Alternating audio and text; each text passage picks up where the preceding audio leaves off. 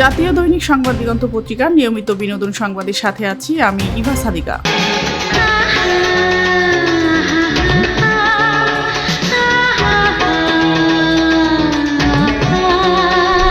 শিরোনাম: কুকুর সরানো রায়ে রাভিনার ক্ষোভ, প্রশাসনকে তলব।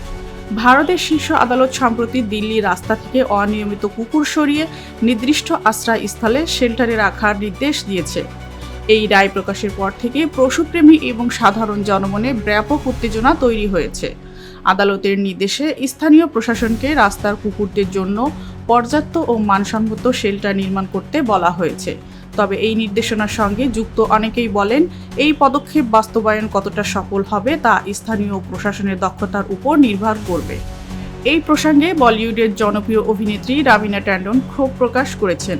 তিনি বলেন, পরিকাঠামো যদি ঠিকঠাক হতো তাহলে এই সিদ্ধান্ত নিতে হতো না। আজকের এই পরিস্থিতির জন্য পুরোপুরি দায়ী স্থানীয় প্রশাসন।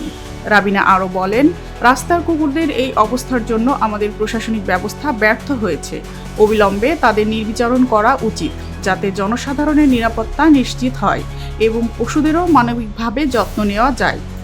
তিনি সমাজ ও সরকারের প্রতি আহ্বান জানান, যাতে তারা রাস্তার কুকুরদের নিয়ে যথাযথ ব্যবস্থা গ্রহণ করে এবং তাদের জন্য নিরাপদ আশ্রয় ও সেবা নিশ্চিত করে।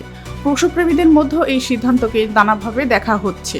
কেউ অনুকম্পা ও প্রাণী অধিকারের কথা বলেছেন, তো কেউ বলেছেন মানুষের নিরাপত্তার জন্য ব্যবস্থা নিতে হবে। দিল্লির রাস্তায় অসংখ্য পথকুকুর থাকায় জনসাধারণের উপর প্রভাব পড়ার আশঙ্কাও রয়েছে। সঠিক পরিকল্পনা ও কার্যকর পদক্ষেপ ছাড়া এই সমস্যার স্থায়ী সমাধান হওয়া কঠিন বলে মনে করছেন বিশেষজ্ঞরা।